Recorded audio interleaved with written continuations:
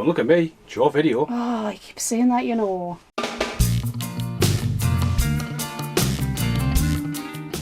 Hi, this is my video apparently.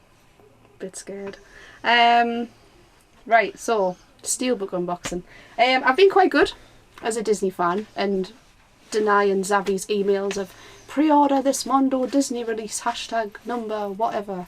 But then this one cropped up and I thought, nah, I need to buy it. I'm not gonna lie. It's already been opened. I couldn't wait at all. I haven't unsealed it though, so I still need to seal it and see the inside. So, Mondo! Even though we don't order from Mondo anymore because of customs charges. I'm just looking about the imaginary bin you've just made on the floors. You've chucked that down there. Well, not fitting that tiny bin. Keep hold of it, eat it. I don't know. You just chuck it on the floor. Eat it! Yeah, so I have a shiny Steelbook version of Toy Story 1. Can you see that? It's lovely. Yeah, and also the back's quite nice as well. I will take the packaging off in a minute.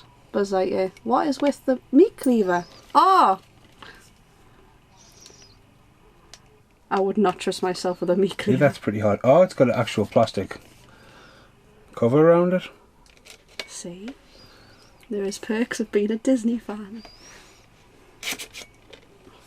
Probably freaked me out there. Ah!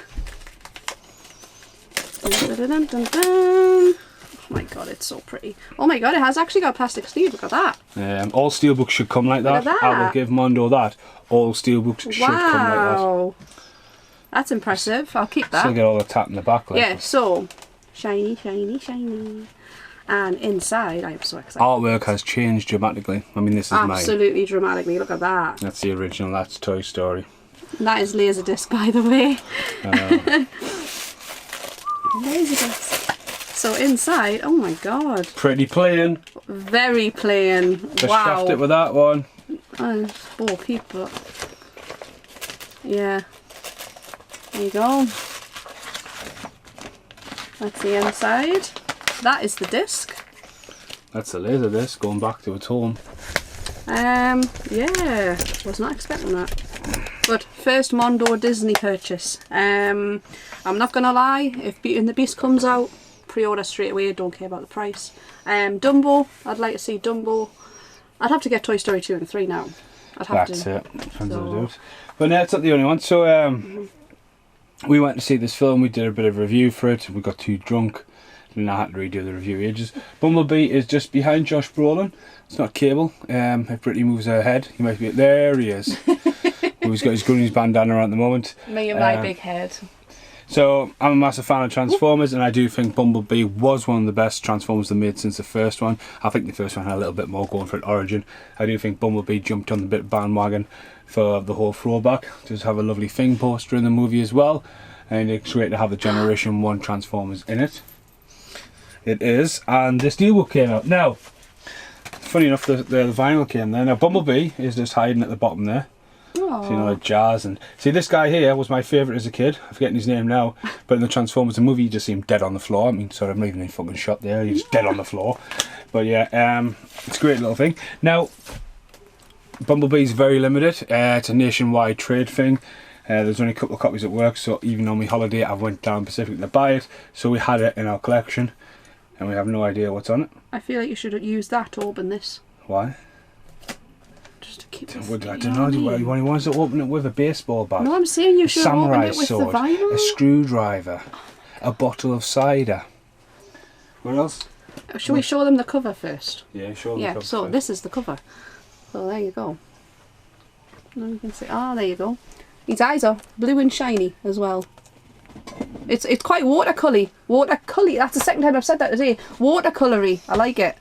Sorry about the light today. But you want to know how we're going to open it? The original Transformers big little box VHS barcode on the side. Ah, I'll give you that. This is actually older than you because this is from 1987. Older than me. It's older than you. I'll make them feel so. Wow, what's in here? What is that?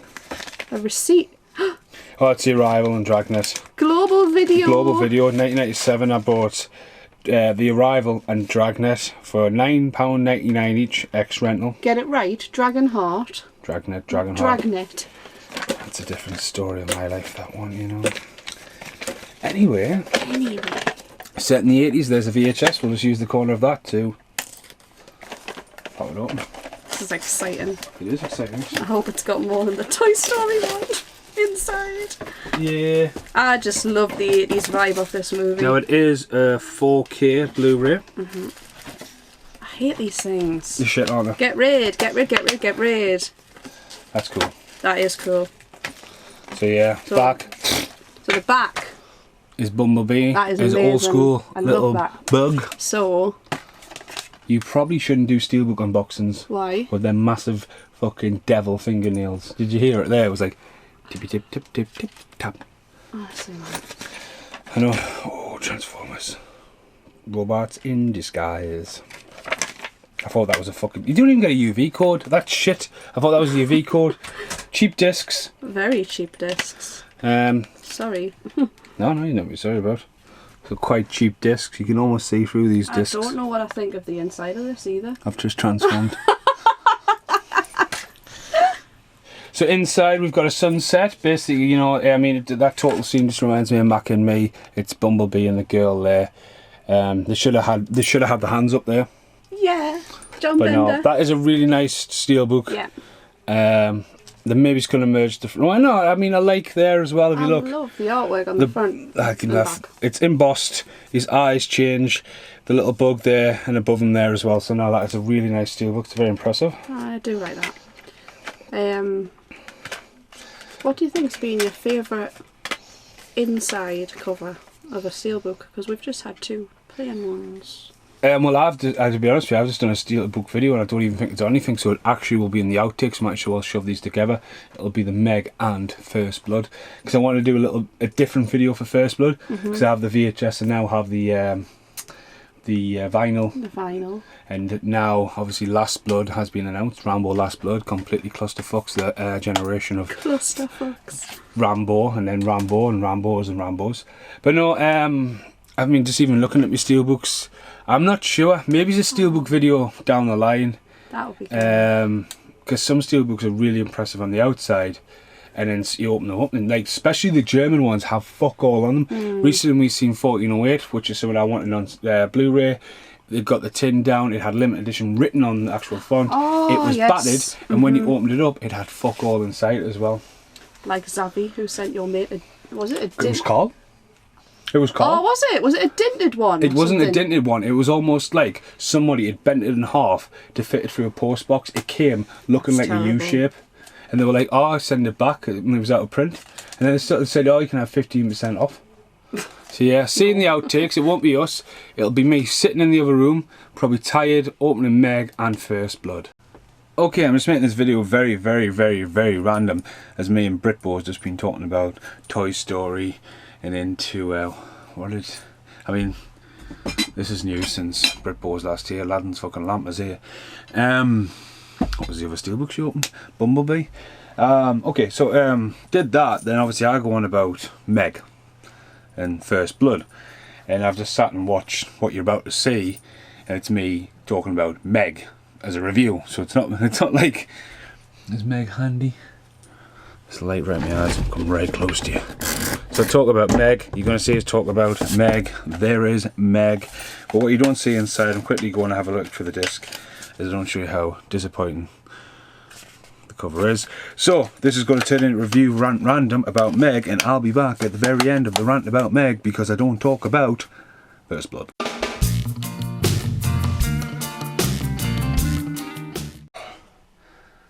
The Meg. Dun dun dun. Right, okay, so I went to see the Meg, get the pictures. I didn't do a review for it because there was a lot going on in life at that time. So I seen this at the pictures, didn't see it in 3D. I remember seeing trailers for this back in the day in fucking MySpace, man. I think the script's been around Hollywood for years. And especially the rise of shark movies. I mean, I've done a baboon shark movie. I think as well when I do that, I think I mentioned the Meg in that. Now when I think about that video going back there, because I've got the big surfboard and a big bite mark out, which doesn't make any sense because that doesn't really justify how big fucking the Meg is. But I got the Steelbook recently, so Steelbook there. It is not a very nice Steelbook, obviously. Doesn't at one point really happen in the movie, does it? Big mouth on the back, and inside that. I love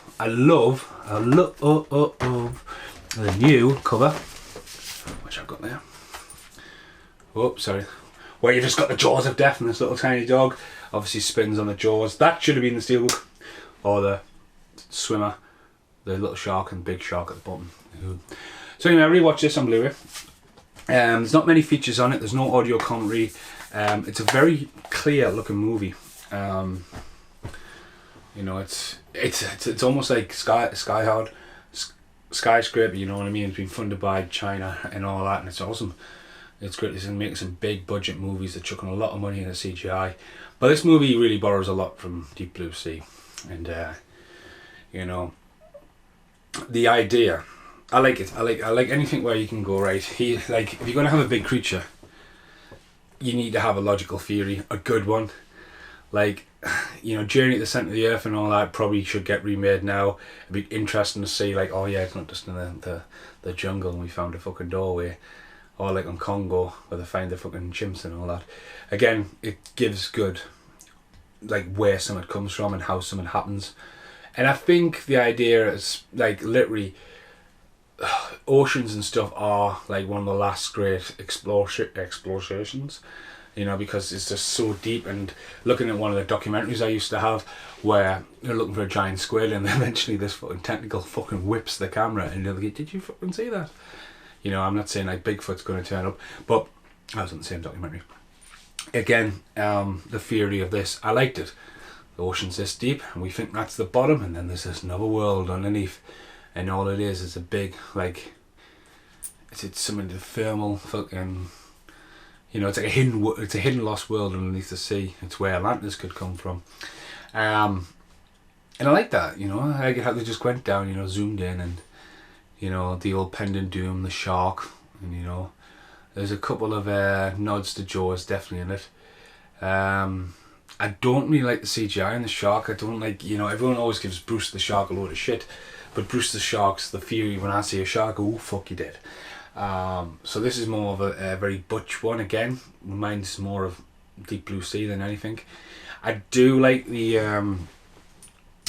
when the girls, you know, like creeps up behind and she just sees it and does the whole fucking Free Willy, you know, and bites the thing. But again, like if you look at Free Willy, even though Free Willy's a family film, that scene when it's just fucking, he gets the shock, that's mint.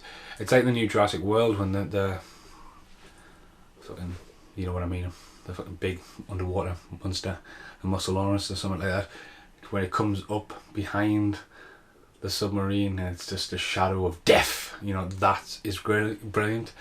But again, I don't think Meg had a big reveal. She's good, you know, Jason Statham goes to Megalodon. I mean, it doesn't really explain how 5 years beforehand there was an attack on it and stuff like that, or in theory, you know. But again, big cast. They chucked a lot of money at actors in this. When it gets to the surface and Jason Statham's swimming out to fight it, it really felt a bit weak when you would just see this big fin. You know, it was shot in so bright colours. You know, it's not dark or anything like that at that point, and you think, oh, it could have been a bit more in fret, you know what I mean? It was like, nah, I felt a bit weak. Then obviously the whole plot holes, and then everything you see in the trailer is at the end of the fucking movie, and it's so quickly outdone, you know what I mean? This big ass shark, and then Jason Statham takes it on with a fucking submarine and stabs it in the eye. And, I mean, I totally forgot about that. You know, I seen it in the pictures and I just, how does the shark die again? Oh, yeah. Fucking stabbed in the eye. I mean, again, it's Jason Statham. Again, it's a popcorn movie. I mean, it was done as serious as it could be, but then you've got to go, this is a movie. But I think it waited far too fucking long to go, this is a movie. You know, it was a very isolated incident. But you've got all these spoof movies like Sharknado and Shock Shark and fucking Ghost Shark, and to do a big budget you have to spend the cash. But I do think the CGI is good, But then it's like looking back at Jaws, and recently I watched Jaws. I watched all 4. If you're watching the channel, there's loads of random rants about Jaws. But when I think about Jaws, and I know the deleted scene of the boy on the raft, because that spoofs it on this. You know, the kid getting in his little, eating his ice cream, wants to go out, and he goes out into the water, and that the scene when that kid gets killed. I mean, recently they released the footage where you see the shark and it comes up and eats a kid. That's fucking terrifying, especially when it was in black and white. And when you look at Jaws on Blu-ray, when you see the shark underneath the water, when it's peering down in the boat and the guy gets pulled under, and you just see the shark and he's gone, I think that is fucking terrifying, because it's really fucking there and your mind goes fuck. And this, it's like, right, you need the shark's like 60, 80 foot, right, okay, it's a big shark. But then I just think the decisions how the shark should have been presented. And as I say, I mean, even the bit where he's chasing him and he's getting pulled along, yes, it's a fucking movie and all that was quite good, but I just think a little bit more darker and a little bit more creepier. But again, it's just what the film was. The Steelbook was a letdown. I only bought it because it was probably discounted right down. It's one of them. It's one of them blue, fucking shitty little covers.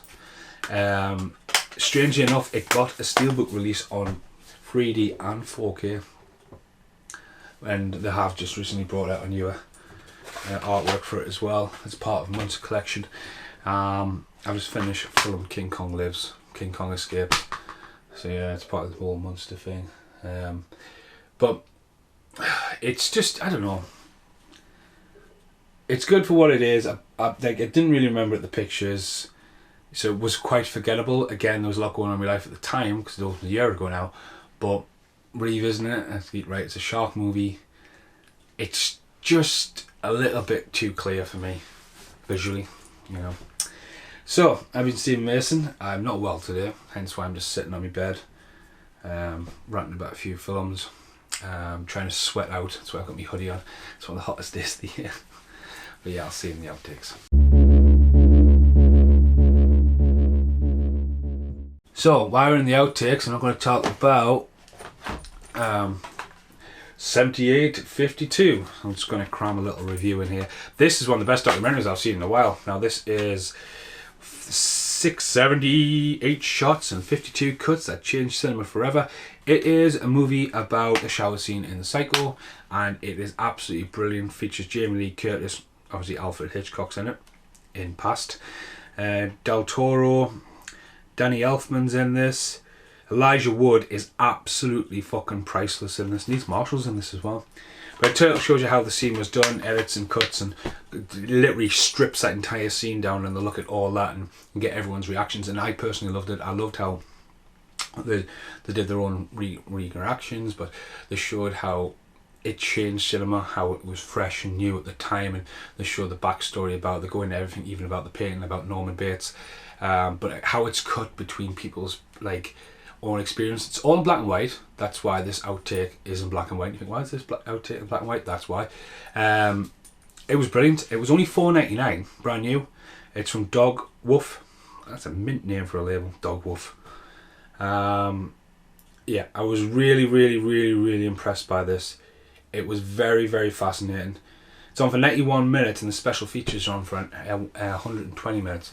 So you get your money's worth for that. But yeah, if you love Psycho, it even shows you stuff that was deleted. It shows you how it inspired other films. It shows you how, I mean, to tell you what, it was fucking scary. It's got the rape scene from Irreversible in it. I was like, whoa. But again, it's showing you how this scene, and how it did it as well. So like how did the fucking film it with the water coming down on the camera, and it's just very simple effects, but that's what Hitchcock was known for. He had an idea and it was new and fresh, and that's what he would pursue. There would always be a hook on the film, and that's why Hitchcock is known as the mastermind. You know, some of his films are absolutely amazing. Even now, I mean, I watched Saboteur for the first time, maybe it was about a year ago, and I was fucking blown away by this, and I was like, fuck me, this film is like 60, 70 year old. It's a really old film, but it's amazingly done. But yeah, it goes into it, shows you why stuff was the way it was. It even shows you, oh yeah, it's out of focus, but it looks really good. You know what I mean? But again, Elijah Wood, he's fucking brilliant in this. So that is 7852, as well as the Meg. random connection. Yeah. But let's get random and random. I've been Steve Mason. Thanks for watching. That is ridiculously heavy. Goodbye for now. So that's me saying goodbye. As I say, I've took about 2 videos, crammed them together, and a bit of boo-boos in the middle. Now I do want to do a video for First Blood. I really want to do the podcast for one. The VHS is up there behind Stripe. I've got the soundtrack. I've got a little figure Dan Percy gave to us. I've got lots of different versions of First Blood knocking around. First Blood right there. Yeah, that's going to happen.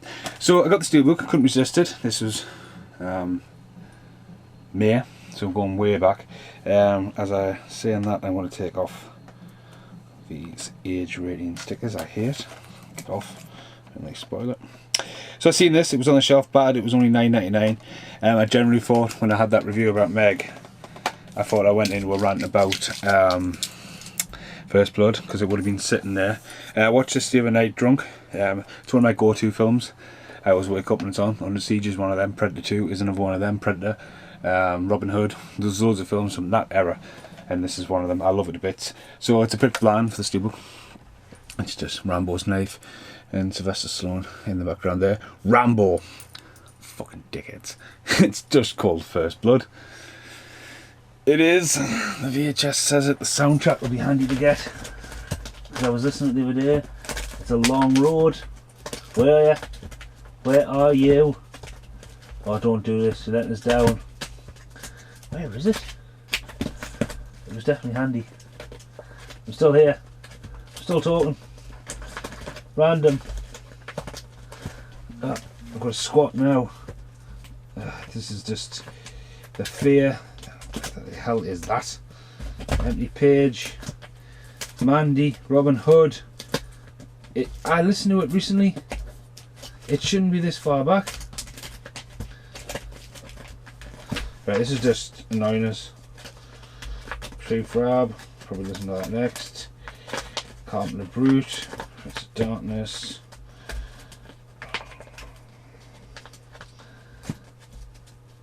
It's yeah, fucking hell. It was in front of the empty page.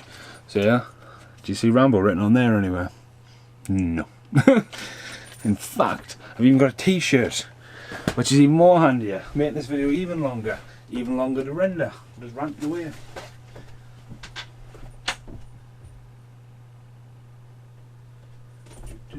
Do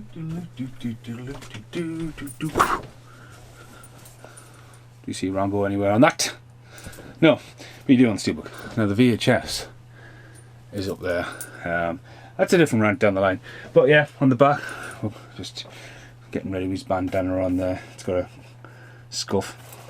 Inside, it's just got Rambo crying up against a tree when he's all hurt. I think it's probably after he's just took a swanton Jeff Hardy into that off the cliff. It was a pretty cool stunt into the tree. Now, one of the things I fell asleep to watching this, even though Blu-ray looks nice, red font with a white outline. Put my name there. I just don't get it. You know, I'm not judging, criticising First Blood, but I just don't get it. And anyway, as well, for some reason, right? I mean, I had the book.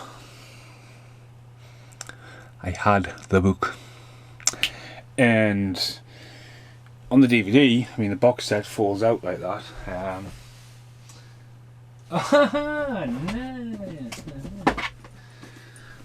Forgot I made a shelf of classic small box VHSs. There is First Blood. No age rating on that either. Doesn't say Rambo anywhere. Don't you shut down behind us. There we go. Dave Byrne even rewound it. But yeah, the audio commentaries on the DVDs are class. The author, 10 years after he's wrote the book, obviously now talking about it, you know, and he reminiscence about it. He talks about how John Rambo is sort of the bad guy and how John Rambo is that out of control. He needs shot dead bang bang at the end of it. And then the other commentaries, Sylvester Stallone talking about it. And it's interesting. It's really interesting. But you don't get it on the fucking Blu-ray for some reason. You get an interview with Sylvester Stallone and randomly, but like the extra features are on the DVD. So obviously it's now out on 4K as well, so with another Steelbook. So I'm guessing that's what someone's done. They bought 4K, they've got a new Steelbook, got rid of that. Now I won't chase down. I always forget which one I don't own. I've got Rambo 4, John Rambo, whatever.